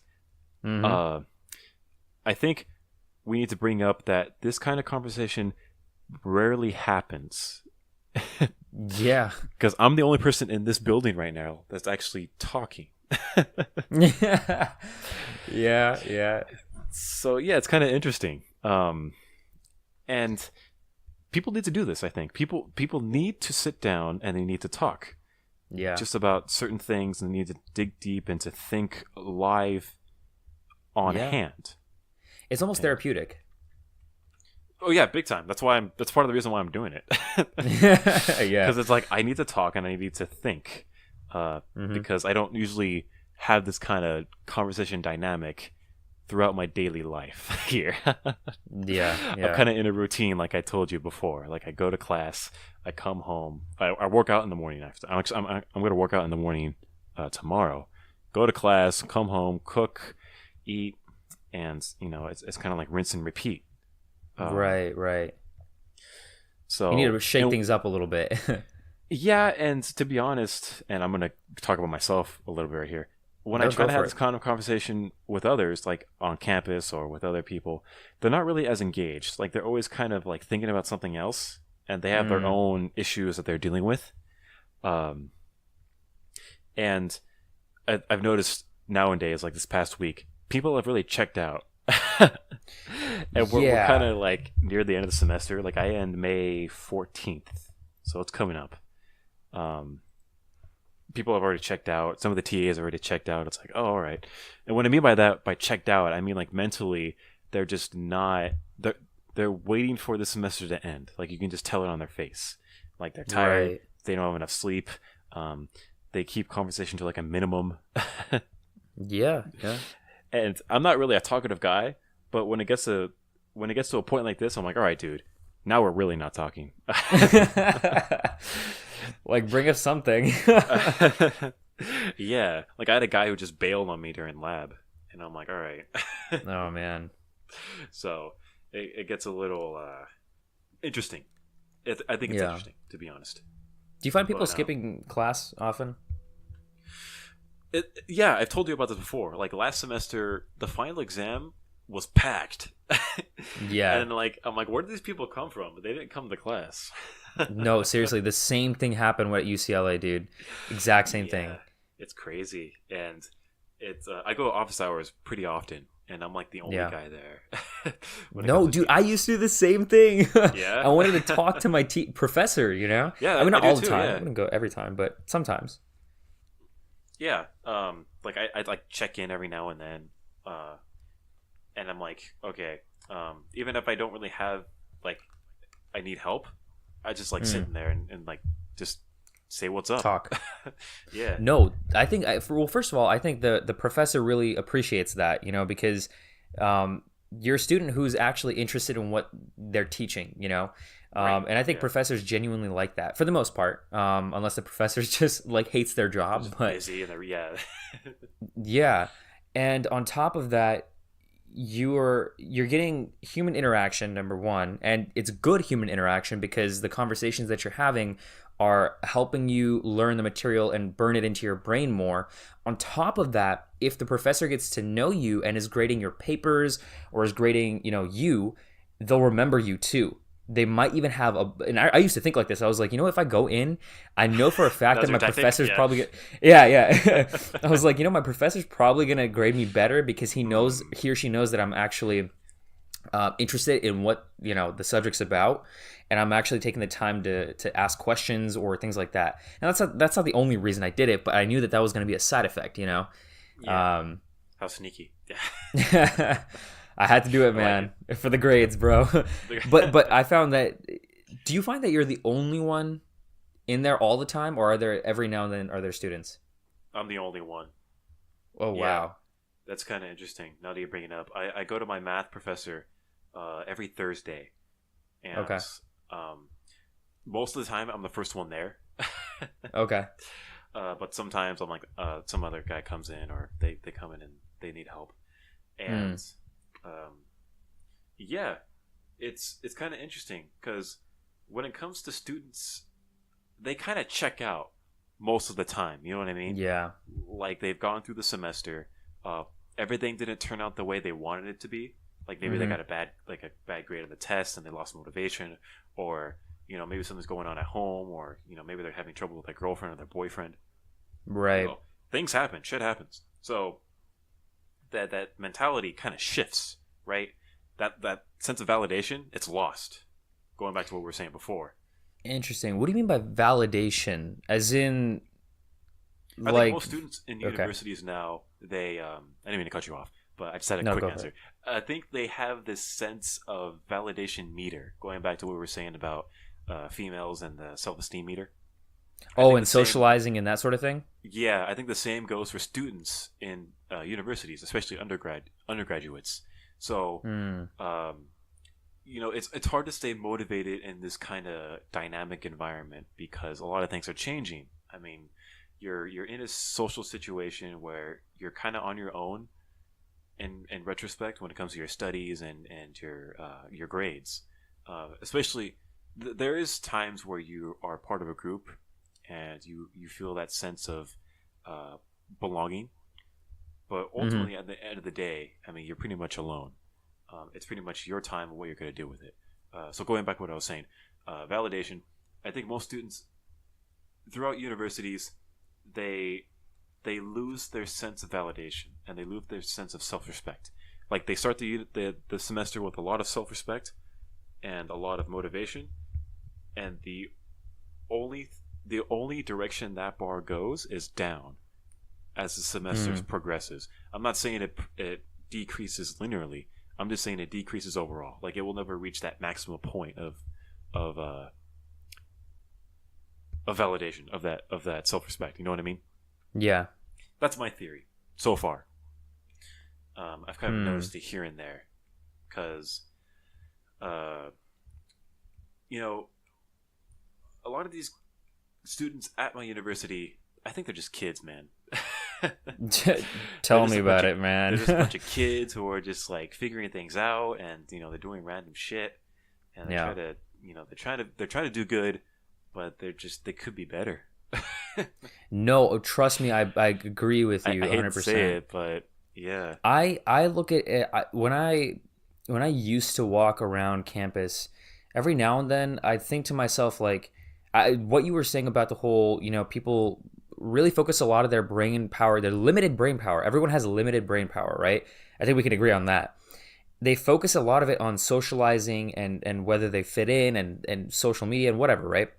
Yeah. I think if I look at it from an evolutionary perspective, in which I used to do, I see people, and it's crazy. Like, it's not like I walk around looking at everyone like they're like monkeys or apes or something, but I definitely see that they're kind of like animals that are, and I'm not calling human beings animals, or like we are animals, but I'm saying like I'm looking at them as unconsciously living through their primal instincts, meaning they have to fit into the group because it's about survival, like that. Even though in our current environment that's not necessary, you're gonna survive at least for the most part. Interesting. Okay, more on that. You later. See what I'm saying? Yeah, because in the real world, going back to reality. Yeah. The world is not set up in a way that the universities are set up. The universities are so disconnected from the real world itself that it's ridiculous. Like they're hardly connected to the workforce environment. They're hardly connected to, economics in terms of, the free market and what happens in American economy. They're so disconnected. And I think the reason being is because they think they're so special.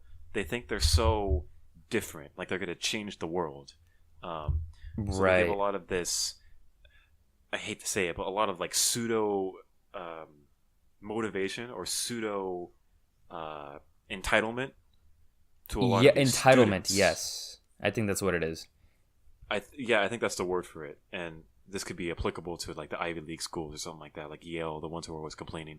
It's this idea of you're part of a university that's so well known and that it's so prestigious, right? That you're going to go into the world and you're going to change it, and you're going to be like this massive force in the workforce, or you're going to just reinvent the market. Sometimes they do, right? Throughout history. So you have Mark Zuckerberg going through that whole Facebook phase. So in some cases they do, right? And I would attribute those to being like miracles. They don't happen often. Most of the time, it's you have to bite the dust and you have to face reality as it is, right? You have the workforce to deal with. You have to figure out what you're going to do with your time. And you can't just rely on your own mentality that you had in the university. Things are going to change. Yeah. And I think that's what I want to say. What were we talking about? We were talking about the entitlement thing, right? I agree. I absolutely agree. You know, I don't think universities prepare kids for the workforce necessarily. They focus too much on educating them on the topic at hand, but they should have a class, you know, focusing on how are you going to handle yourself outside of the university. So things like how hard is it really going to be? Be pragmatic. I don't think it's I think everyone, and I was talking to Julio and Nick on the previous episode of Candid Chit Chats about this. I think it's a good thing to set unreasonable goals and unrealistic goals, but the path to get there has to be pragmatic and realistic. Because, and what I mean by unreasonable goals is improbable. You should have a backup plan, but if you want to go for an unreasonable goal, who the hell am I to tell you no, right? But if you do that, then have a pragmatic path to get there. Be smart about how you're going to get there. Don't think that it's going to be easy, or don't think that it's going to, you are for sure going to get there. You know, you have to prepare yourself mentally for a lot of stress, a lot of, you know, all this stuff. You have to truly be grounded in reality and see how things and how reality really works to be able to have that unreasonable goal become true. Because everyone says, oh man, I want to be a billionaire. It's like, dude, are you kidding me? Okay. The vast majority of you saying that you want to be a billionaire or multimillionaire are probably not going to get there, because you say it, but your actions are completely the opposite. Or you think you're going to get there so easily because you have this entitlement mindset. Like you're just going to get it. Like, you know what I mean? But if you actually have a plan to get there that is pragmatic, that can actually happen, that's realistic, and it's grounded in reality, and you know that there's a good, decent shot. Okay, one quick side note here. People are afraid of taking risks, right? And I understand that completely. And I think that you should look at risks like this, right? And I mentioned this on the previous podcast for Candid Chit Chats also, that risks that in and of themselves are not a bad thing, I think. You should go for risks, especially if you know what you're doing. I think what it comes down to is hedging that risk. And what I mean by that is de-risking it. So if your chances of failure are, let's say, 80% or 70% on what you're doing, find ways to de-risk it. You know, be super calculating about it. Take calculated risks, you know. Bring the risk down to almost zero so that it's not really a risk. It looks kind of like a risk on the outside to most people, but it's not really, because you know the most realistic way to make this thing happen. But most people don't do that. That's the problem, I think. And people think it's going to be easier because they've had previous accomplishments in life, such as, oh, I got into this great university, therefore everything else is going to come to me in life. You know? Interesting. I agree. That's a good point. A lot of university students think that they go into this college and they're like, everything's going to be taken care of because I go to this great university and they're going to set everything up for me, and I'm going to leave with this. I'm going to leave gold, right? I'm going to be this perfect individual. Yeah. A lot of them don't. And I think it's because when students enter universities, they have a lot more free will than they know how to handle. Okay. Interesting. So what I mean by that is they have a lot more opportunities socially. And they have a lot more opportunities academically. there is a lot more opportunity, but there's also a lot more opportunities to develop self-destructive behaviors. Oh So yeah, they're away from home. Alcohol is there. Yeah, Friends are there. Peer pressure. that's Yeah. true. Most students nowadays, they go to college for the experience.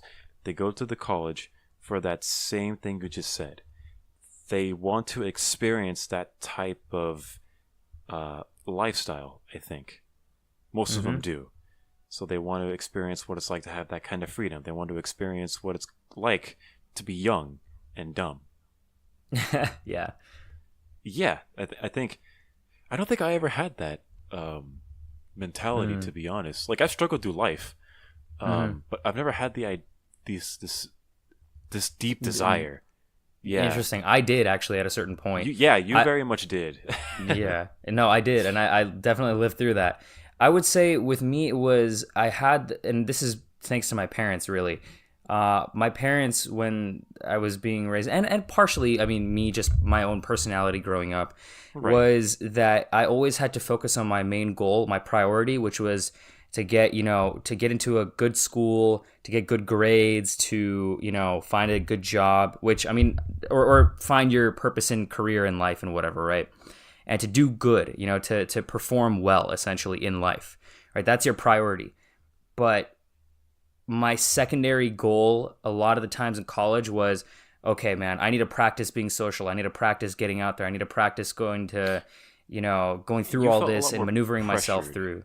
Huh? Yeah, you felt a lot more pressure, didn't you? Because I wouldn't say it was, I guess, yeah, part of it was pressure, but I would say part of it was also me, every social interaction I went into, not just every social interaction, but every, I guess, new experience I went into in college, I was deeply analytical about it. I don't think I was I was making unconscious choices for sure, but not all of them were unconscious. I think a lot of the interactions that I was going into, I was following Jason Capital a lot during that time. I was practicing a lot of these like skills, developing these social skills, developing these, a good way to look at interactions with people, which I think people unconsciously go into social interactions a lot without really thinking too much about it. I tried to go in with a mentality of, okay, what can I learn from this interaction? How can I better myself socially from this interaction? But the main goal, the main priority was, like, I gotta, the whole school thing, college, right? That's why, like, Okay. I had to focus primarily on like, my goal was, like, get in, get out from SAC, right? And focus on your career, focus on your grades, focus on whatever.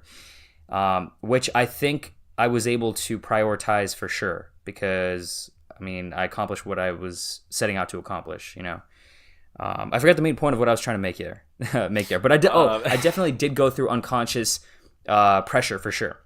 okay, I wouldn't say it was as big as most people go through, but I went through it, and I sort of went into it thinking like, okay, this is the environment for me that's gonna, bring me pressure. It's gonna do this, that, whatever. But I need to learn how to sort of, I guess, maneuver my way around it. And that's why partially I had my mentor, Jason Capital, at the time to do that, to help me out with that. And that's why I was Yeah. like obsessed with whatever he was teaching. I'm like, oh, I gotta do this, gotta do that, whatever, And I Right. loved it. You're much more methodical when it came to that time in your life. Yeah. I wouldn't say that you had a big, for lack of better terms, a young and dumb phase, like where you go Yeah. join a frat and you try to like fit in, and you go to these Yeah. parties and you try to maximize your amount of social worth. Hmm. I think you engaged in that for a little bit, but you quickly realized how self-destructive it could be and how much of a waste of time it can be. It could be a good investment for some people where they get in that frat, I guess, lifestyle, and they thrive from it. They get into a high position and they get like financial gain. So it does work for some people. But for most people it does not. Yeah. And I that's think pretty- it just becomes about alcohol and partying. That's why I actually did rush a frat. Remember, when I went in there, remember what I told you? Like the first, like I passed the whole pledging process, and after that, I was like, I'm done with this. Like this is just not me. Every time I go in there, they'd be like, "Hey man, you want to snort a line of coke?" And I'm like, "No, bro, I'm okay. I got work to do." Like this is like there was always that. It's like my conscience. Have you seen Pinocchio, by the way? Yeah. You know how Jiminy Cricket is supposed to like theoretically or metaphorically play the conscience of Pinocchio? I think so. So basically the idea is Pinocchio's a little kid and has to make his way through the world, sort of, and there's evil, I guess there's bad decisions that he can make.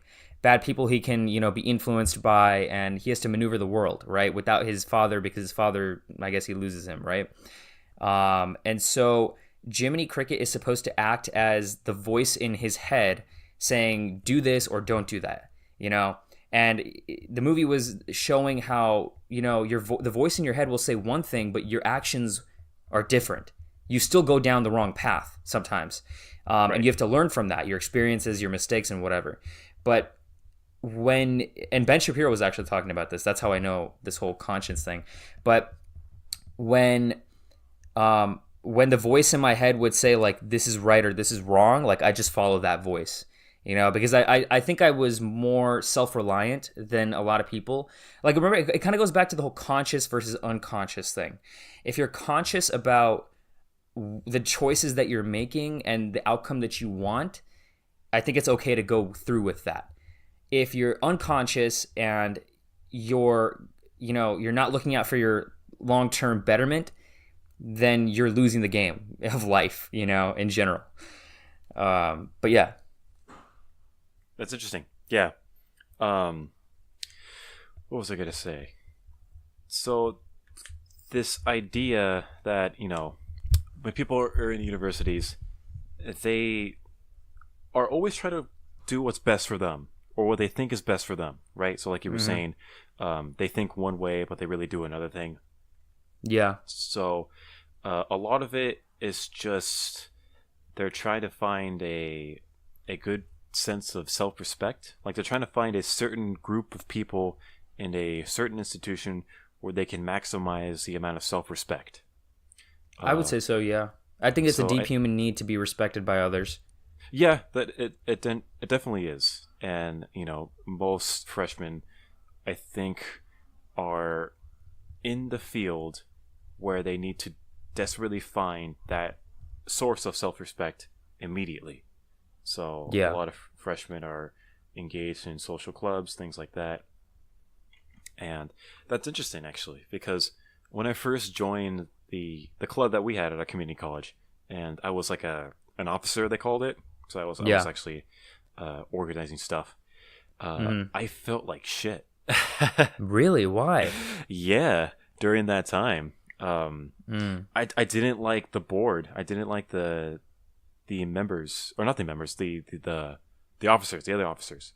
I didn't like him as much. Like I liked Sam and I liked a few others. But overall, it was just like my antisocial behavior, maybe.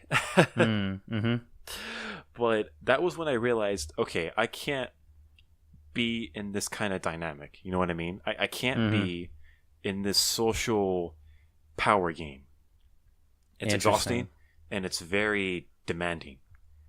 Because, I would come home, I would not only have my studies to work on, but I would also have to spend some of my time into the club. So organizing things and making sure things were okay, and communicating with other officers and trying to get things done. And there's always that sense of communication between officers where like you're trying to get them to do something, but they don't do it, so you do it, and then things start getting really awkward. So yeah, people are not on par with the level of commitment, and I think I personally I hate that a lot. Because I'm like, if you can't even carry your own weight around here, why are you in this position? Like, what makes you deserve this position? The club members voted you in, but is it only because you were a good talker or what exactly? And And the main reason I hate that is because if I'm picking up your work and you're getting credit for that work, I don't necessarily like that too much. Right. You get what I'm trying to say? There are certain people I'll do a little work for, which I don't mind at all, if it's like a group thing. But if it's your job and if you need to respond, man, come on. You're getting credit for this. Like, I think those people at the end of the day, in the long term, are going to get hit hard with life because they haven't necessarily developed the work ethic to understand. They just have the position, They don't necessarily have that real, raw work ethic in there. They don't have the mentality. That's not there. And you can quickly identify that it's not there just by seeing how they react under pressure, seeing how they act under stress. Yeah. Or even if you give them a little power, right? So if you really want to know a man, give him power. So yeah, Abraham Lincoln. Yeah, it's this idea that, individuals are so different when it comes to the real thing. And I quickly realized that people are not so dependable as they are when I was in that position, when I was interacting on that higher level of, decision making. Because people weren't dependable, and I quickly realized that, this is all just a power game. This is all just, social media, influence and social media gain, and it's just a bunch of personal agendas going around. Yeah. And I'm like, this is bullshit. I mean, it's kind of weird. I thought it was different going in, and I realized I'm not going to ever do that again. I'm even on campus right now. They have like a lot of fraternities and sororities and like clubs every now and then, like on the main campus walkway. Yeah. And I don't even pay attention. I just walk the other way. I go around. It's not really a thing that attracts me because I know it's just a lot of unnecessary stress. Yeah. I felt that exact same way about my Bollywood dance team when I was at UCLA. Oh yeah. It was so shitty, dude. I hated it with a fucking passion. Like in my entire experience at UCLA, the worst thing that I went through was that team. And I expected it to be the best thing, one of the best things that I had gone through. But dude, the people, man, oh my God, talk about social cliques, talk about power games. And it sucks because here's the thing. Normally I do well in that kind of environment, right? I've consciously made a practice out of it, right? Like we were talking about before with Jason Capital, all the teachings. I do very well. In fact, I fucking thrive in that environment. I'm not even trying to be cocky here. I'm just saying, like, I'm telling you the truth. Yeah. But in that particular thing, it was different. And I think a lot of it had to do, and I'm not trying to be racist to my own race here, but I think it had to do with the fact that they were Indian. Yeah, it was culture. They were Indian? There was that type of upbringing, yeah. And I mean, I don't want to get too deep into that, but this whole social game, this whole power game is very, very, it's played on a much harder and much more hardcore level by Indian society. And they always talk about, where does, even amongst the adults, they ask their adult friends, where does your kid go to college? My kid goes to Princeton. My kid goes to UCLA. My Every kid, mom does it's that. like, seriously, it's like, well, I mean, parents definitely do that, right? But I'm saying, like, when these Indian individuals at parties get together, I clearly see it a lot more than in your other cultures, right? And that social status is very, very important amongst Indians. And they are ruthless when it comes to that game. And I know for a fact that, when I went into that team, I was really good at it, much better than a lot of the people there. But I know, here's the thing, so much of it was drama filled. So much of it was that, we need to sort of, and I know this sounds like it's a very negative bias and it sounds like I'm reaching far out there, but I'm 99% sure that this is what happened, right? So many of these people, they're like, we kind of don't like Parth because it's kind of like, he's kind of like hogging maybe the attention or whatever it is. We're going to try to find ways to, if he says even one thing sort of They try to get you out of the group. They pulled the Julius Caesar on you or something like that? Yes. and the big thing that happened that really gave it away was the whole Trump thing. And not only that, because any rational person would not necessarily completely, as a whole team, disband you from like the group just because you mentioned that America is not going to be fucked because Trump is president. I didn't even say anything like really positive about him. I just said like, guys, it's okay. Like, this is America. We have a checks and balances system. Oh, got to get him right there. Boom, he's out, kind of a thing. Yeah. And a little bit of other drama here and there that went on, but I was just like, this is BS. And it's funny because I was not the only one who experienced this.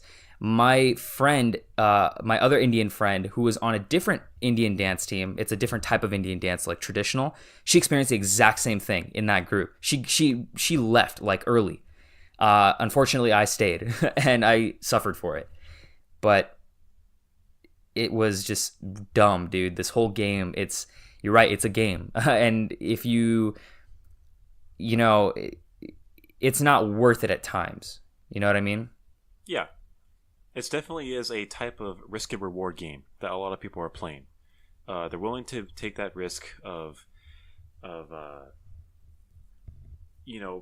being a part of the group and sacrificing their own ideals just so they can fit in and gain that power. This idea that the tribal biology kicks in, right? Yeah. And I think that's exactly what happened when it came to your situation, where they identified that you were not a part of the tribe because you didn't agree with their ideals and you weren't quote unquote moral. So yeah. They decided to take you out, for lack of better terms. Yeah. Yeah. I'm very different in that respect because most of the time I really don't give a damn about playing the tribal game. And I think you realized that too once you went through that whole situation. Yeah. But in some retrospects, that's my biggest weakness, where I'm most of the time I'm stubborn, and most of the time I choose not to get involved because I sense a level of chaotic dynamics. You know what I mean? Let's see here. An example would be Honors Ambassadors, how I realized that was a total sham. Total social just mess. I mean, I doubt a lot of Honors Ambassadors people will be listening to this. Okay. Do you want to elaborate a little bit more on like specific people? Because specific people. Gotta call people out. well, you don't have to mention names, but like just like certain dynamics that kind of gave it away that like this is not good. Like, I don't like this. So what I remember that the things that bothered me the most was, first of all, things were very segregated. Things were very divided. So when it came to the usual meetings and when it came to even people at the higher end, the officers, people were in cliques, quote unquote. And that was very disturbing, right? Because it was just a bunch of divided set of people, right? When it came to a club of unity and a club of ambassadors, and we would go on events, it was clearly evident that there were specific people who were in a certain clique. Like, they would go to that one car, or everyone in this car was part of that clique, or everyone in that car was part of that clique. So it became divided not only in the meetings, but also on the road and also at the events. So that was a little disturbing. And I really noticed that because I was the one who organized the events. Yeah. So that was interesting to note. Another part was a lot of unnecessary drama. A lot of high school bullshit. Yeah. That's what it's called. I never had any of that high school bullshit because I went to a all male. Yeah. The Webster's Dictionary definition: high school bullshit. High school bullshit. It's a lot of it's unnecessary.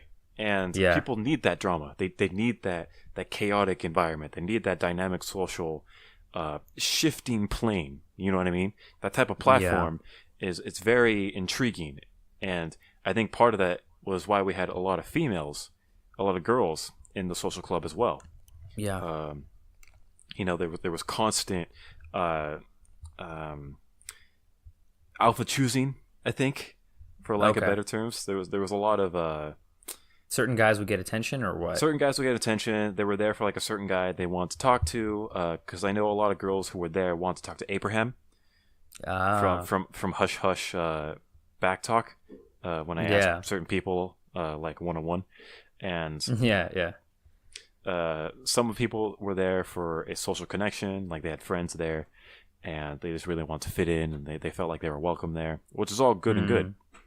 In respect to that, not else I can remember, to be honest, in terms of the specifics. I mostly Right. forgot about most of what bothered me. What about you, Okay. though? What was your experience like? I know there was drama on the board, but I didn't really partake on it too much. Um, I think there was a lot less drama on our board, the spring 2016, I think it was. The Oh, yeah. board versus the Yeah. previous board. Yeah. Because we made a conscious effort to not be so clicky. But there were still clicks. But we tried, like, we forced people to sit in separate cars and to really talk, I guess. We at least when I was in charge of this whole fair, what was it called? Shit. We had this fair where I was in charge of helping people teaching them Bollywood dance, and we were like going to compete, and we were going to show them and that sort of thing, and helping them, the cultural teach fair, a dance. something like that. Cultural fair, yes, culture fair, yes. Okay. And it taught them, that sort of thing. And I tried to include everyone. I tried to always talk to everyone, not just like one clique. I hated that. I really hated that because I saw that in high school, and I felt not just bad personally. I felt bad for the people who felt left out, and I knew there were people, and you can clearly tell who like some of those people are. And I would just go around talking to as many people, and trying to avoid that from happening, especially when I was officer, because that was just, I don't know, it's just dumb, I think. But I think naturally it kind of does happen a little bit because people, I think the real root reason is that most people, they click well with some people and they don't click well with others. And then at the same time, I think some people are just too afraid to talk to anyone outside their clique, because it's leaving the comfort zone, I guess. The tribal genes to kick in, yeah. So Yeah. I think honest ambassadors, it really needed to happen because a lot of people really they developed through that phase or through those years Yeah. because it was a somewhat of a sanctuary for that demographic of students. A lot of them were young. A lot of them had the Yeah. same goal of transferring, and a lot of them had a similar setback, and that was being rejected from their dream university, right? Yeah. So we all had that. No one said it, but we all had that same suffering internally. Yeah. Pretty much. So when it comes to that environment, I think they felt the most welcome. And at the same time, they really needed to be part of that chaotic social dynamic, right? So being part of the cliques, and there was like dating here and there, and there was like drama.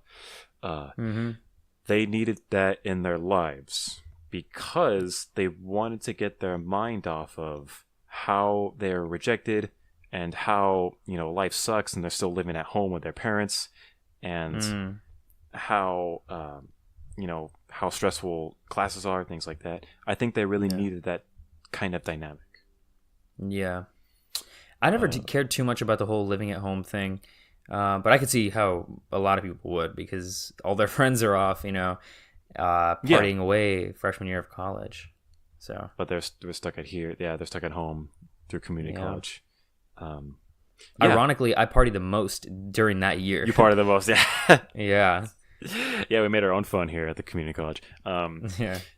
It's and you make some lifelong friendships, like you and I, and I'm pretty sure there are some other people from the club who are still friends. Yeah. And they went their own way. Lifelong friends. Yeah. Yeah, it definitely is that good starting of a certain friendships. Where was I going to go with this? Nowadays, I'll never be in that kind of dynamic again. Oh, really? 2 or 3 good friends are enough for me, to be honest. Interesting. Yeah. And I don't know. I guess it's just how I am. I mean, we can definitely differ between us, where you're much more of a social individual than I am. Mm-hmm. But I think it's just our upbringing, to be honest, because I think your upbringing had a sense of pressure on you throughout high school and throughout college, where you had to be, I don't say had to be, but you saw opportunity in being social in respect to, gaining social power and 100%. Yeah. having friendships here and there that would help you out, and you were very much in the loop. Yeah. I think my upbringing is very different because going to the high school I went to, a lot of the social dynamic wasn't really necessary, because we were very not like really strict, but it was a much more disciplined type of environment. Okay. So we had uniforms, and we had I think we had, do we have weekly masses? No, we had monthly masses. So we were very involved with a lot of grown-ups, and they definitely had an impact in our lives. So there were the priests that were on campus, or on the school grounds.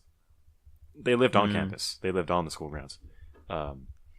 So there was those individuals. There was the tech teachers. There were the other teachers. A lot of adult presence in that time. So I think that contributes to my maturity, to be honest. And it didn't work for everybody. I know some high school guys who kind of went their own way and who are kind of in a bad place now. But, everyone has their own experience. Everyone has their own flaws, and everyone has their own strengths. So, yeah. Yeah, definitely. We've gone on for a while. Let's see here. We've gone on for about 2 hours, actually. Yeah. Good to know. Wasn't really much of a report. Yeah, I was going to say. Because we haven't made an episode for a week. So yeah, that's the idea there.